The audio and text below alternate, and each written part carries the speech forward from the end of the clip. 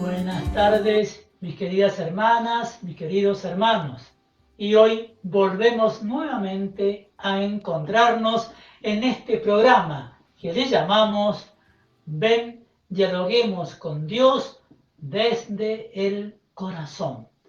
Porque en el corazón de Dios está la palabra. Recordemos el encuentro anterior del miércoles, habíamos hablado de ese caso tan difícil entre Bernabé, Ananías, lo que es Bernabé por un lado, Ananías y Zafira por otro lado, los grupos que uno y otro pertenecen.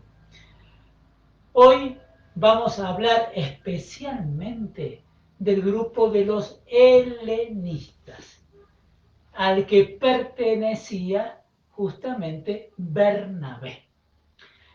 Para ello vamos a ubicarnos en la palabra en el capítulo 6.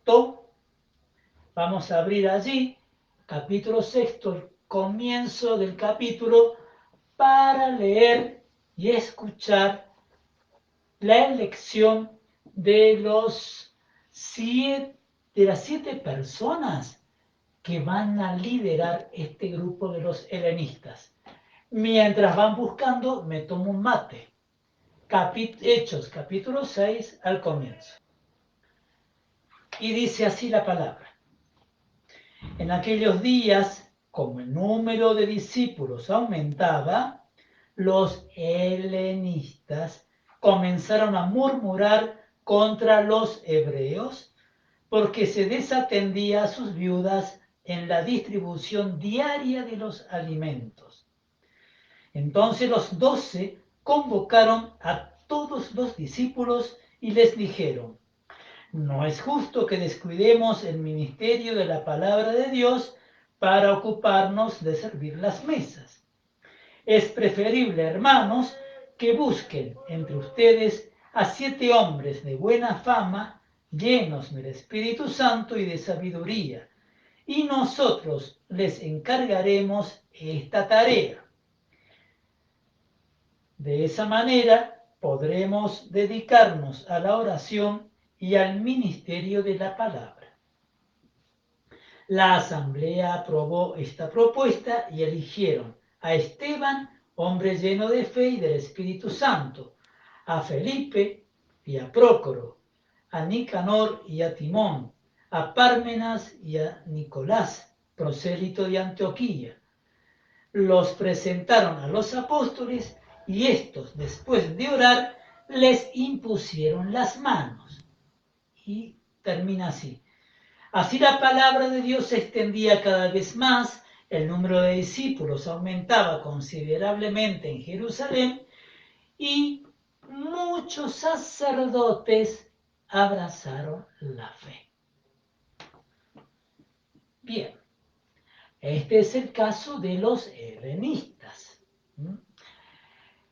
Si recordamos el encuentro anterior, estos helenistas fueron el movimiento profético, el movimiento de Jesús, el movimiento animado por el Espíritu Santo.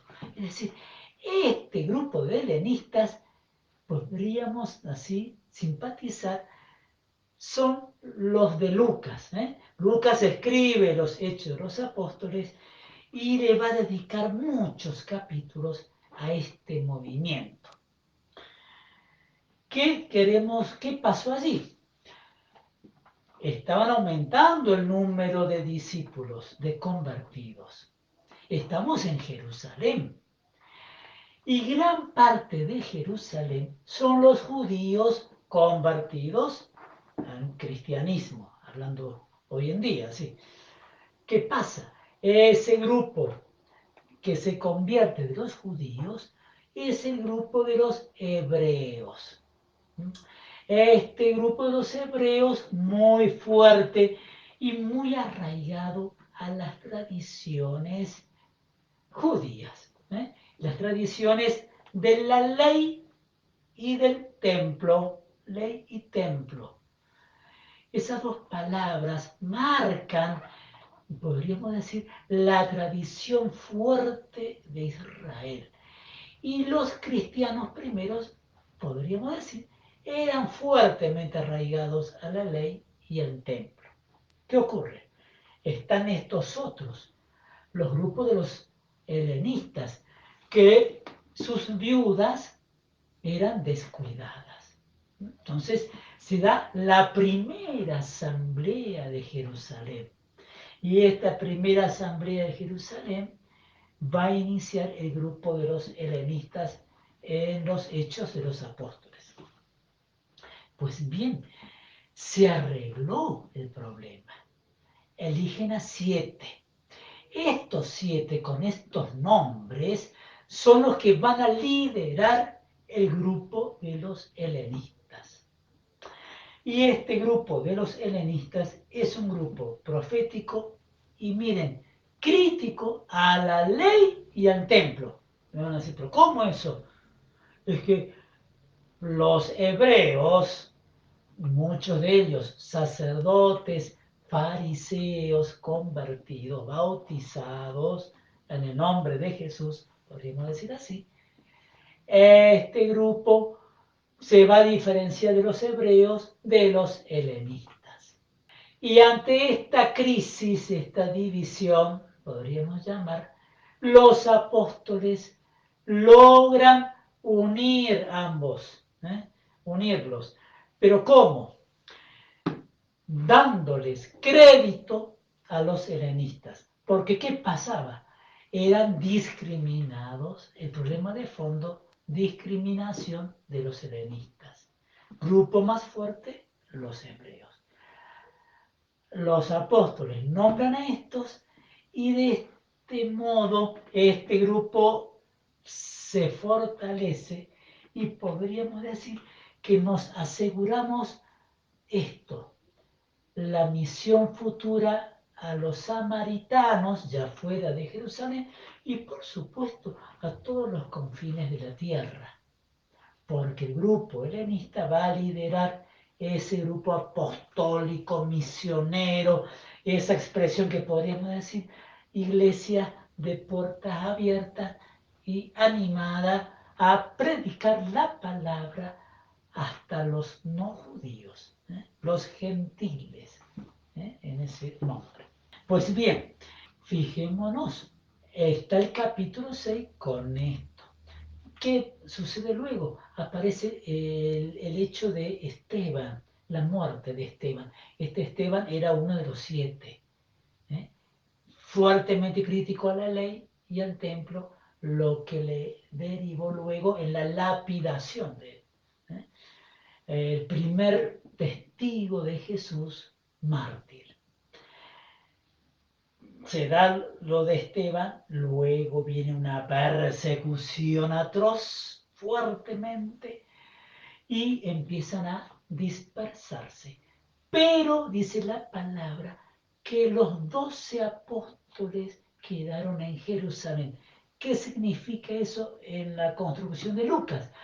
Que los 12 apóstoles lideran el grupo de los hebreos, fuertemente. El grupo de los hebreos, de los sacerdotes, los fariseos, saduceos convertidos, quedan en Jerusalén. Estos otros dispersados. Y aparece en el capítulo 8 Felipe. Felipe, animado por el Espíritu Santo, va a Samaria, predica a la multitud de Samaria. ¿Qué ocurre? Los samaritanos reciben con alegría la palabra de Dios. Recuerden, los samaritanos que eran odiados por los judíos y a su vez los samaritanos odiaban a los judíos. Pero la palabra llegó a ellos. ¿De quiénes?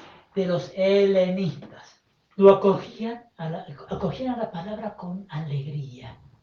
Pero dice Lucas que esta forma de anunciarla al gentío, a la multitud, en realidad no causó tanto éxito.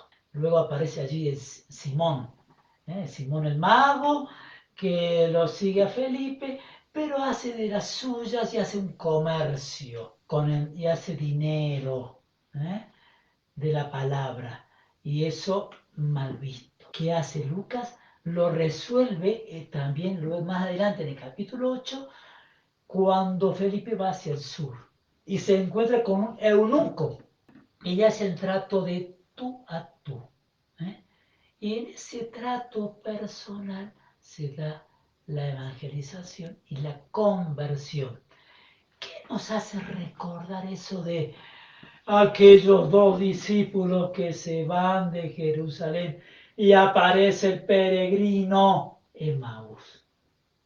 El relato de Emaús es el mismo esquema que se da en Felipe con el eunuco.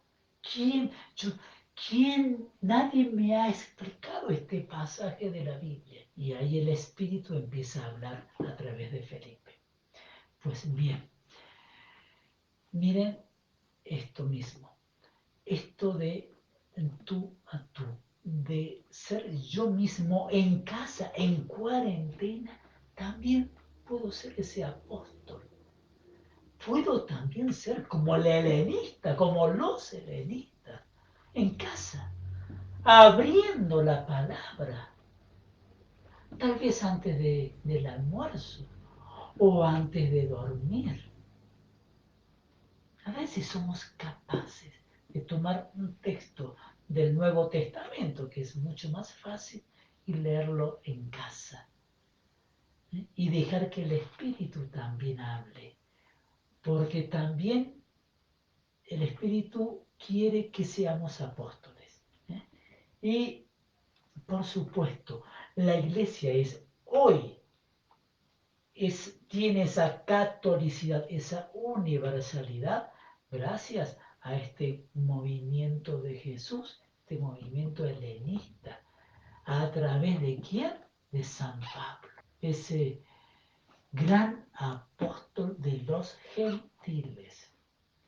Y él también animado por el Espíritu y por supuesto en este grupo de los helenistas que los vamos a encontrar un poquito más adelante ubicado en Antioquía. Vamos a decir, está Jerusalén, Antioquía, abajo, Jerusalén, grupo de los apóstoles, los hebreos, Antioquía, podríamos decir la capital de la misión de los primeros cristianos atravesando fronteras. Y quiero decir que este primer movimiento, los helenistas, hasta el capítulo 15. Quiero, mis queridas hermanas y hermanos, que leamos capítulo 9, el inicio, San Pablo. Les doy esa tarea para que la lean durante la semana hasta el próximo miércoles, porque vamos a hablar de Pablo de Tarso, o Saulo de Tarso y luego Pablo. Vamos a hablarlo en clave, ¿qué clave? De los helenistas, como quiere Lucas presentarlo a Pablo. Hoy, ¿qué nos pide Jesús? Ser de su grupo, ser profeta. Este es el momento. Y te digo a ti, en casa, que te quedas en casa, abre la palabra que el Espíritu va a decir todo. Y quiero que la Virgen en este mes de mayo nos ayude a ser hermanos de Jesús, nos ayude a hablar como Jesús quiere. Y lo vamos a hacer con el a tu amparo y protección, que lo voy a rezar despacio para que desde casa también lo pronunciemos. A tu amparo y protección, Madre de Dios, acudimos. No desoigas nuestros ruegos y de todos los peligros, Virgen gloriosa y bendita, defiende siempre a tus hijos. Así, en el nombre de Jesús, los espero porque vamos a seguir dialogando con Dios desde el corazón de la palabra. En el nombre del Padre, del Hijo y del Espíritu Santo. Amén. Hasta el próximo miércoles, 4 de la tarde. Nos vemos con la ayuda del Señor. Muchas gracias.